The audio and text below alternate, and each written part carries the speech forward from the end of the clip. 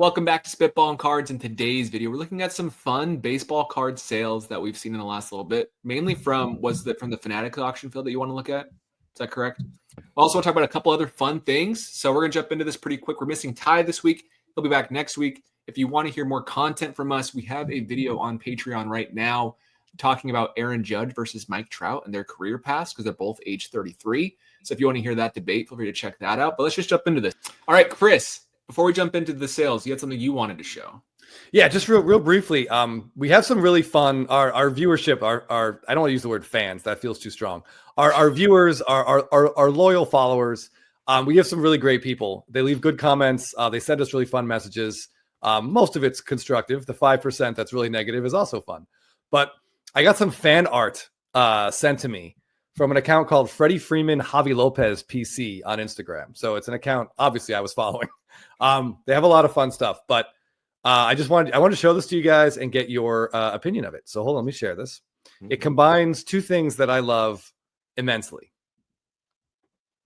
Glutes and so we got Simpsons. Cool. Oh, I think this guy did a fantastic job, I have to say. Although I did notice, I showed this to my wife, and she's like, "Why are you the only one who looks sad?" That was kind of funny. It looks like I'm talking in that photo. Maybe that's why. I think we found the connection. But yeah, this looks great. I'm sorry, Phil, you weren't on this episode, so you didn't get Simpsons. But I really enjoy this. I think they did a great job. They did a great job. Yeah, I appreciate the dark hair on mine too. That's much appreciated. You definitely have a Flanders mustache for sure. Yeah, I feel like Tom Selleck in that one. A little bit, yeah. But anyway, I just want to share that because this put a smile on my face, and hopefully, if you're watching at home, it puts a smile on your face as well. Ty looks the most like the person, I'd say. It looks a lot like Ty. Yeah, they even got our names right too. Yeah. Well, that's awesome. Tom, thank you. Who was it again? It was an Instagram account called Freddie Freeman Javi Lopez PC. So please check them out. They got some fun stuff on their page. Okay. All right. Thanks for sharing. All right, Phil, jump into it. All right. Yeah. So a lot of these sales that I'm going to be showing are from the April premiere auction, which just ended last Saturday night. So we're recording this on the 28th, and I think they ended on the 26th. So some Shohei Ohtani sales. Wow, that's up. So $138,000 for this PSA 10 batting gold. Wow. Is that up? No, didn't the last one go for just under 200K?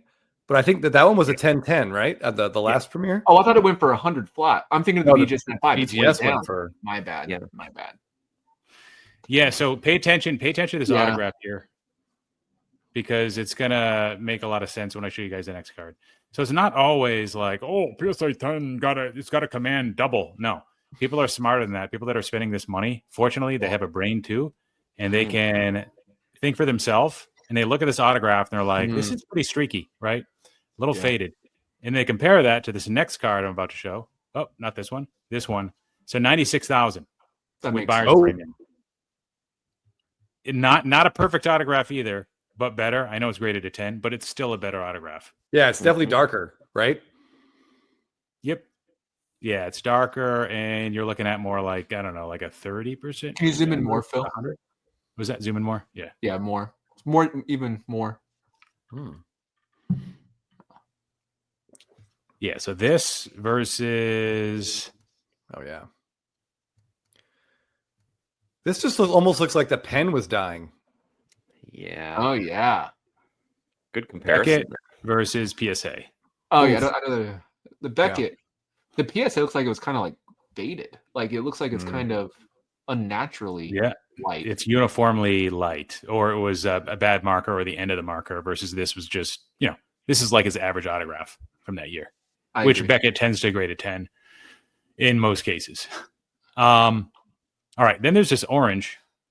So we've all been talking about, and we already know, like the market's decided over the last 3 to 4 years that this is not the pose, even though it came first. We like the image. I think all of us like the image, but we all prefer the hitting pose at this point. If we were to spend even money on the same card, all else equal. Look at this autograph, though. Great. Full Monty autograph right there. He added a couple extra curly cues. Yeah, I was going to say there's like more letters in that one. Almost. Maybe Yeah, okay. he signed these earlier. He was still signing a full name, maybe. Yeah. Yeah. But yeah, that auto is Great perfect. auto. Yeah. I don't know why this Yeah. card wasn't a 10-10. If they put 10-10 on that thing, that would be like Yeah. another 20% on top of the sell price. Maybe, but it's still a strong sale for a pitching. Yeah. For a pitching orange. PSA What was 10. the PSA 10 orange that sold hitting? Wasn't it like 380? I don't remember. I can pull it up. I can't What would it remember. have costed? What would it have cost? Not costed. What would it have cost to also grade the auto on a card like this? Maybe that's why it's not done. Good point. Lauren. Yeah, it's not. You're not getting the full upcharge, like from just grading the card, but it's quite a bit. Yeah. So the orange hitting PSA 10 sold for $342,000 in March. So that makes sense. A little bit less than 60-70% makes sense. Yeah, true. All right. What else do we have here? We've got this Paul Skenes card. So interesting grading or non-grading choice. It's in one of those like card savers, like pre-graded card saver thing. Like maybe I just don't know the backstory of this, but CGC certified authentic. Phil, I think they have to do that to put it in the auction. I think so too. I think it's just them saying it's a real card. It's real, Yeah. right? They have to get it authenticated to put it in the auction. All right. So this one, kind of a crappy auto, but I think this was maybe the only autograph from this limited Topps Now set, but it's a Topps Now card. It's kind of sweet how it has his ERA in it. I think that might be, is that the rookie record for an ERA? 1.96? Yeah. Probably. Second lowest by rookie hurler. It says right here. Oh, since 1913. Wow. Yeah. That's what I meant. 1913. Yeah. Wow. Who was first? Like Fernando? What was Doc Gooden? Oh, yeah. It could be Gooden. 1.76. Oh, yeah. Jeff, you might be right. I can't figure out who's the lowest. That might have been his second year, though. Yeah, I'm not sure. Someone in the comments will tell us. Yeah. What do you guys think about this sale? Do you think this is a meaningful card and will be a meaningful card if Skenes continues? I guess that's the thing. Like these could catch in 5 years, but at that point, Skenes is likely to be out of style. And I like Skenes.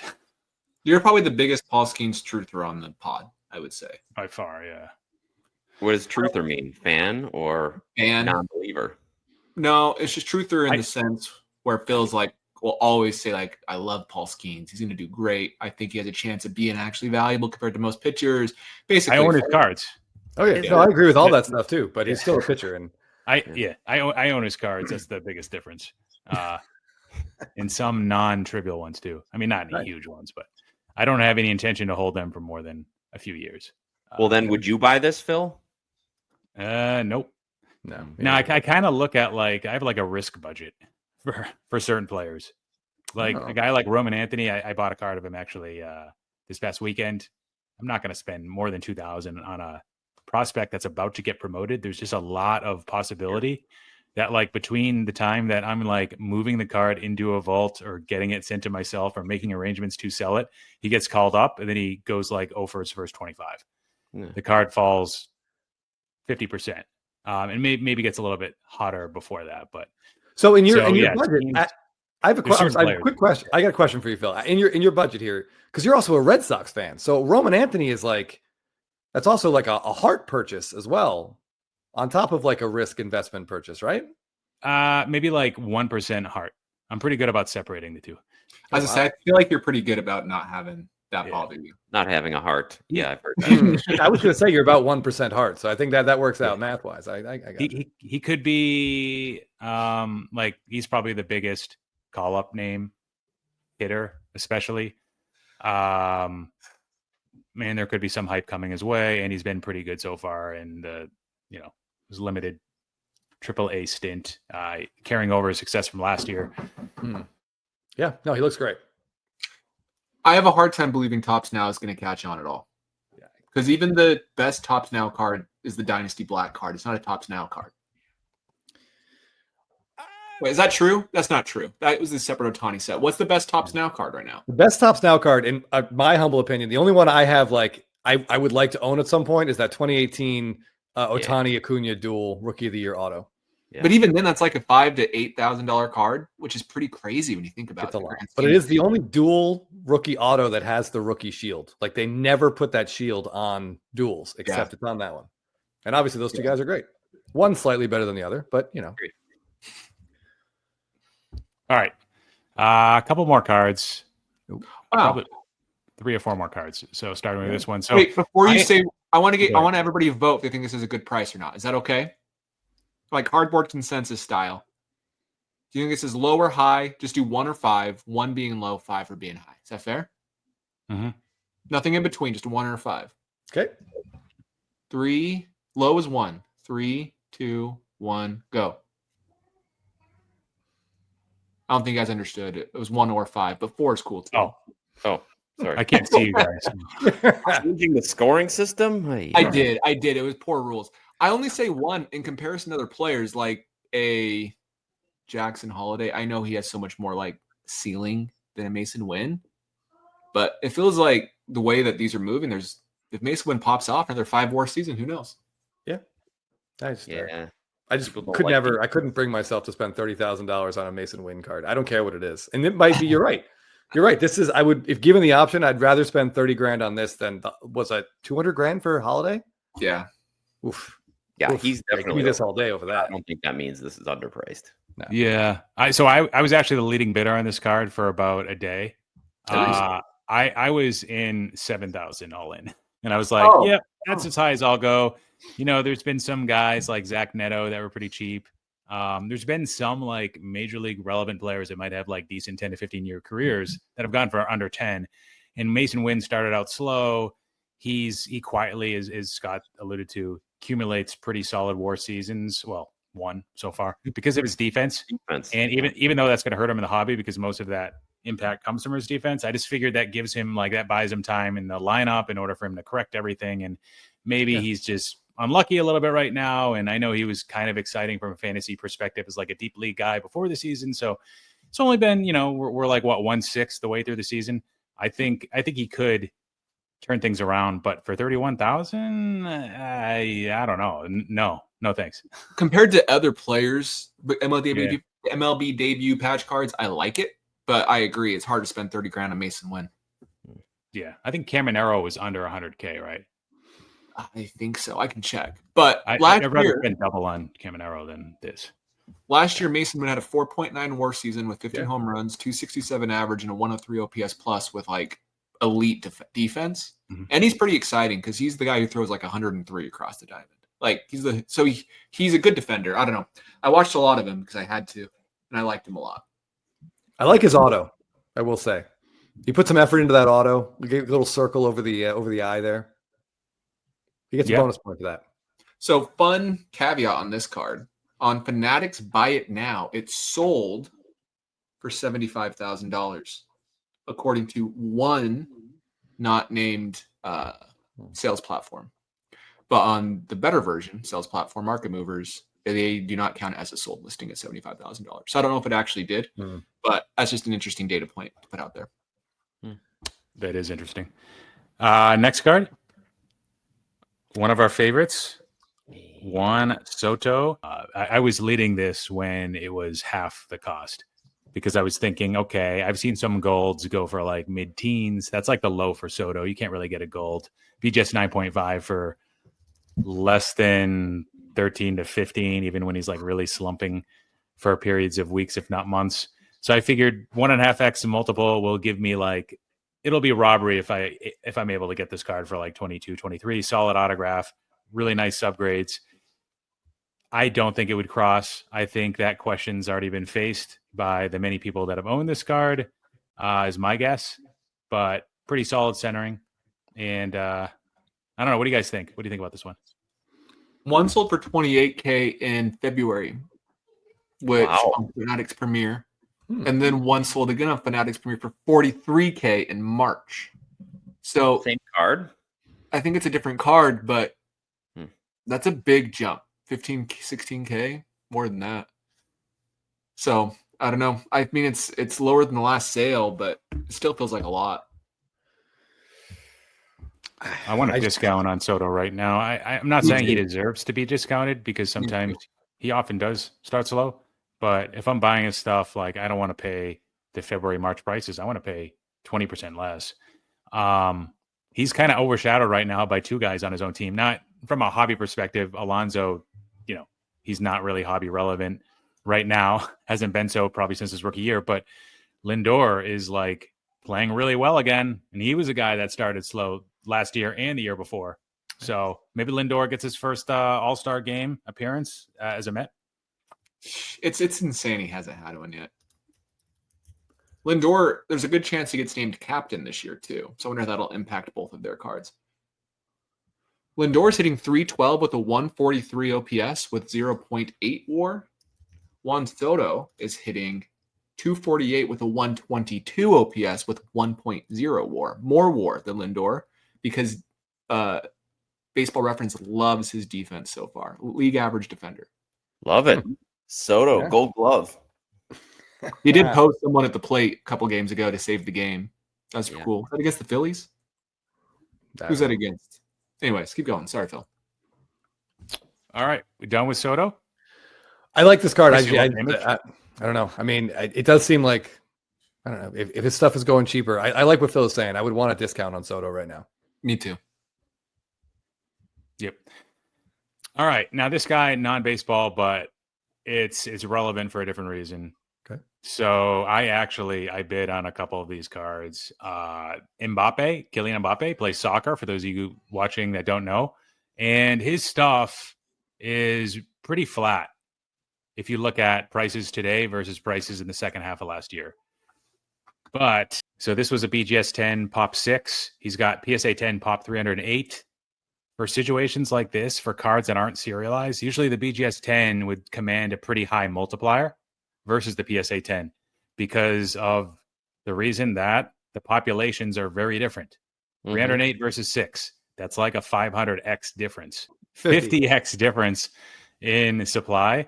And what I saw was, okay, like PSA 10s are right around like $600 for this card. This is his Silver Prism, by the way. It's considered to be like a Panini flagship rookie. He's got the Topps Chrome from the previous year, from 2017 too.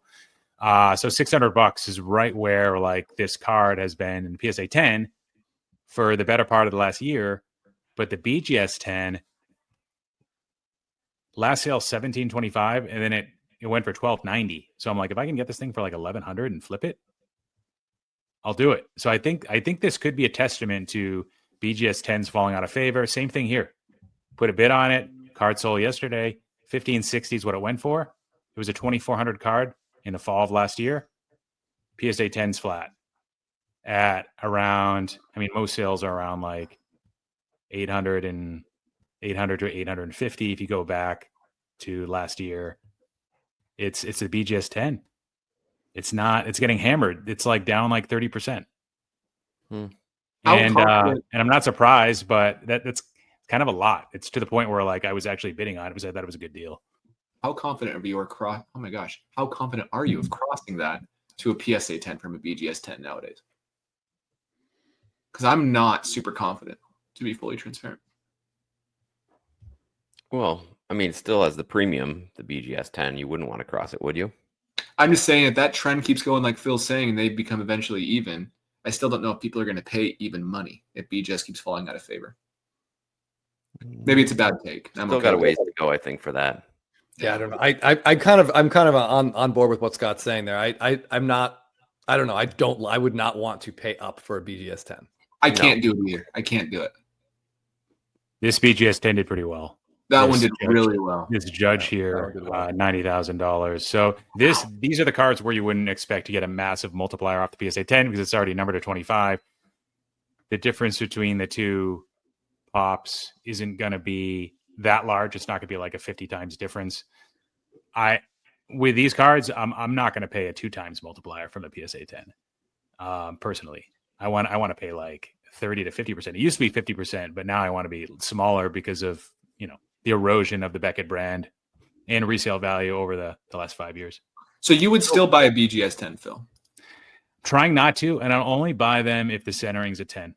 Does that that has a 10 centering? Because I'm looking at that card and it does Left not to look right like looks. Yeah, it looks heavier left, right? Yeah. I can't believe that's a 10 centering. Jeez. Just from here, it looks off. Yeah. About The back looks fine, but yeah, the front looks Front is noticeably noticeably off. I don't know. Yeah, the Beckett will give like a higher weighting to the back centering than PSA would. PSA is going to favor the front when they give you that overall, the overall grade that factors in the centering. To get a 10 overall on the centering, gee.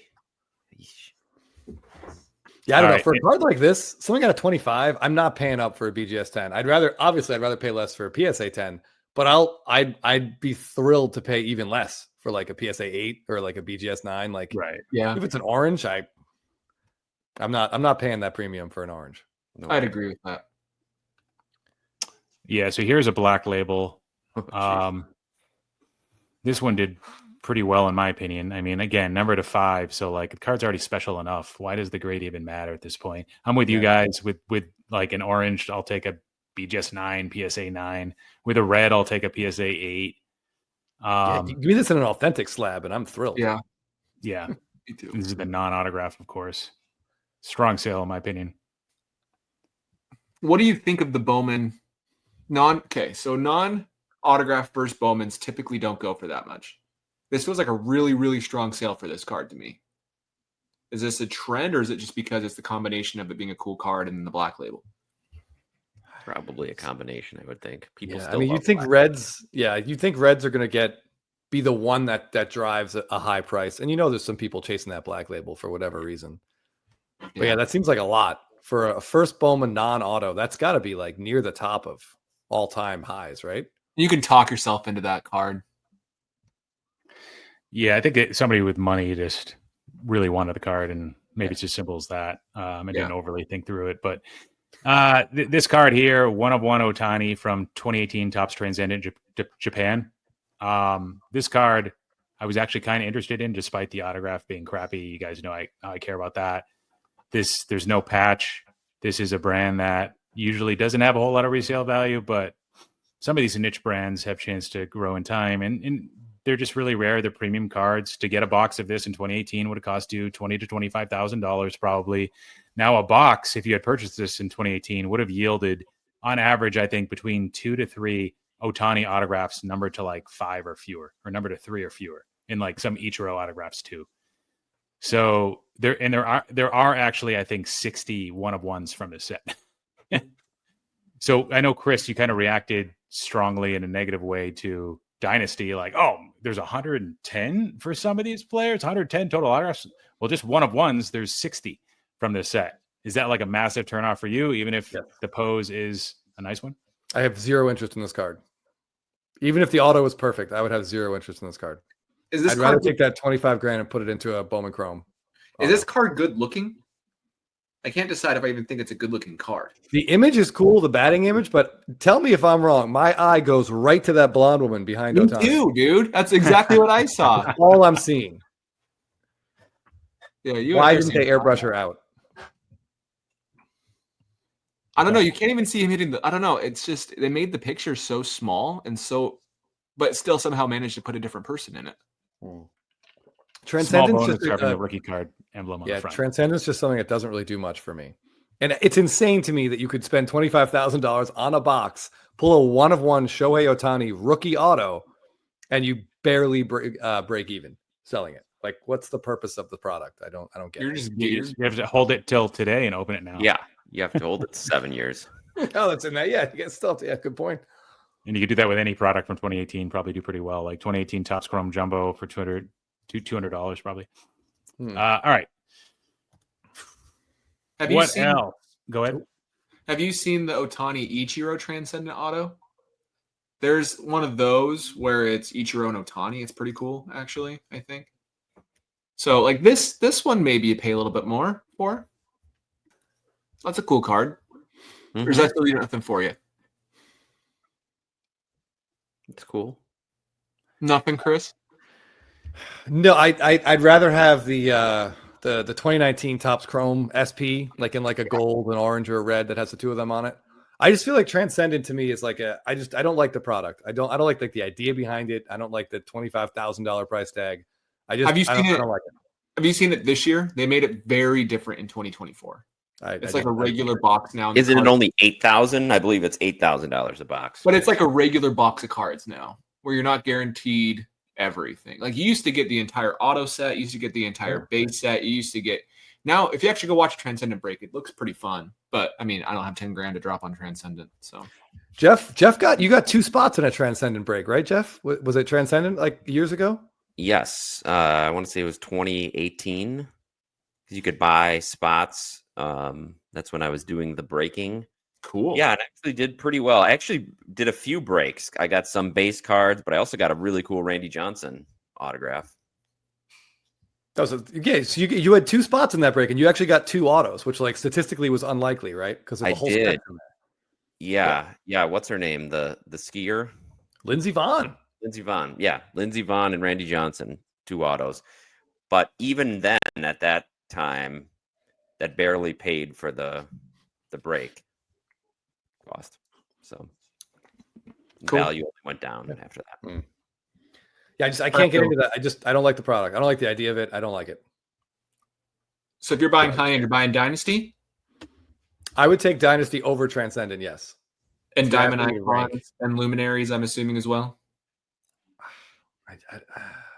I mean Dynasty over those other ones. Yes, yeah. So Dynasty, if you had to buy a high end to be the guy. I guess. And I don't own any Dynasty cards. Full disclosure to our viewers. I don't own any of those cards from any of those sets. Yeah. All right. Any more, Phil? Yeah. And speaking of Dynasty, it has not yet come out for 2024. I think last year, 2023 Dynasty came out the first half of March. So people are a little concerned. I think we know that Fanatics is driven by profits, and they won't let this one slide. It will come out. This is not a heritage situation. They will come out with Dynasty, whether it's in May or in October. Yeah, we've already seen the Ellie De La Cruz logo. Yeah, we know. They made the cards. Yeah, we've seen some of them, so I have no doubt they're probably just trying to make everything live and no redemptions. I'd guess, which is good. All right, so Aaron Judge, we were talking about this on our Patreon, which, by the way, if you guys want to join, information in the show notes of this video. And we've almost hit 100 members so far. So got 14, 16 episodes up there already. So definitely check that out if you can. For everybody that's already supported us, thank you. And if you don't want to support us, that's cool too. All right. So this gold refractor Aaron Judge prospect auto that we were talking about, 28,500. We're finally starting to see this converge with Mike Trout's equivalent card. Mike Trout had a sale over the weekend, same grade of his gold refractor from 2009 that went for 36,000. So instead of seeing like 2-to-1 ratio between the two favoring Trout, now you're seeing them really come close. And I think you're going to continue to see that be the case. We were talking about how a Mike Trout BGS 9 base auto from 2009 just sold for under $3,000 over the weekend too. So what do you guys think about this sale? I think that price is justified if Juan Soto Orange is $40,000. We were kind of talking about this before, Chris, Jeff, and I at one point, and this price is kind of what I thought it would be worth. Is $25,000 to $28,000. Mm-hmm. I think there's a world where this card has a lot of legs to it. I think there's a world if Aaron Judge wins a third MVP and they make the postseason. Heading into the postseason, this could be a $45,000 card. If Judge has legs, this card will have legs for sure. It's a very generous centering grade again. BGS, man, you got to be careful with them, especially on Bowman Chrome centering. Yeah, but that's a great auto, like a nice bold auto. I like the card looks great. It's fascinating. I would love to. Do we ever get a reason why they just didn't put the first stamp on 2013s? Was there any? No, they did it in 2013 for Correa too, and then they went back to it the next year. Yeah, they just didn't do it for some reason. I don't know why, but yeah, it's a cool card. And yeah, I think that price is probably just about right. Maybe a little bit high for right now, but not. I think it's fine. I mean, I could see myself selling cards to buy that one at that price. That's like the very top of what I would ever want to do, but I think it's cool. Yeah, agreed. All right, so this Harper card, pretty interesting. PSA 10, Bowman Chrome Auto, Pop 6, only 6, because back then everybody was submitting the BGS, and this was a hard card to grade too. Oh yeah, pretty clean auto in this one. This one went for $9,000. Harper's off to it's It's actually a decent start. Usually he's either really hot or really cold, and I think he's somewhere in between. So he just hasn't grabbed the hobby attention in the near term. I've actually been looking at some Harper cards just to see if I can steal them in auctions and stuff. I think auction would be the route you'd want to go right now with Harper. But this card has sold for over 10K a few times. I think that's a great price. Yep. I think that's like the Mookie Betts blue PSA 10 just sold for 8,000. This at 9,000 is not terrible to me, especially with that strong of an autograph. Second most jersey sales in baseball after Ohtani. Is that right? Ahead of Judge. That's what we talked about, right? That was at the end of last year. Let's see what it is now. Yeah. March 31st, 2025. Second player is Freddie Freeman. Must be an error. Shohei, Freeman, Soto, Betts, Judge, Lindor, Harper at 7 now. He dropped just a trailing number probably then. Yeah. Behind him is Altuve and then Acuna. Oh, well, that's nice. These like early 2010s of Bowman, they are really, really hard PSA 10s. They are. Like these are really, really tough to gem. BGS 9.5s are easy. You can get a 9 in there. You can get your gem mint with a flaw, but these PSA 10s are tough. The pops are so low. Freeman stuff is so low too. So yeah, I 9K for blue. I can see it. Looks like that centering probably wouldn't get a 10 now too. It's hard to tell because with the light, it's like a lighter blue on the left. I don't know if it's uneven or if it's just the shading. I think it looks pretty good. I like this. I like they do this though. You can do the slow roll of the card. That makes me more excited about a lot of the cards on here. Yeah, I wish it could help you see the defects a little bit better, but I think it's more for just show and shine. Oh yeah, to get you excited. Yeah. Do we think the Phillies window feels like it might actually be closing? Right? They're old. Yeah, they're old. They had a great run, but they are older. I mean, Turner, it could be a really bad contract. They owe him like 8 years left, something like that. But I think Schwarber's done after this year, possibly as a Philly and as a Major League Baseball player. I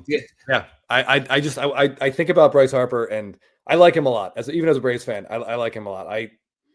I hate the idea that 2023, that game 6 and 7 against the D-backs is going to haunt him and haunt that franchise for a long time. Yeah, that's when all of them disappeared, right? Yeah, the whole team just went ice cold for 2 games. That was in the bag. It was so weird. I remember that now that you say that. It was very anticlimactic at home. Yep. Yeah, they just didn't score for 2 games. Like Brandon Pfaadt, I think, shut him down once. And maybe who was the other guy? I can't think of it. Keller may have shut him down the other time.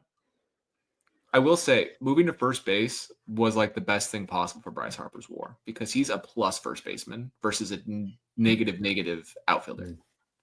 He has a positive defensive WAR at first base. You know how hard that is to do? It's very hard to do. Usually you just like get the DH bump down every game, but to have positive WAR at first is tough. I bet if we go to first baseman all time and look at the most D WAR at first base, you guys want to guess who it is? Is this a fun game for you or is it just for me? Keith Hernandez. Gotta be. Let's find out. I'm going to pull it up. I don't know. But if we go to shortstops, it's Ozzie Smith at like 55 or something crazy defensive WAR. But if we go to first baseman, I'm on Keith Hernandez's page. We're going to go to D WAR. So Roger Connor at 6.3. But that's from like a long time ago. Never heard of that person. If we go to somebody, wow, let me just share my screen. You're not going to guess the first person who's kind of like a modern player on this list. Maybe you will. Frank you Thomas. watch him play every day. Thomas.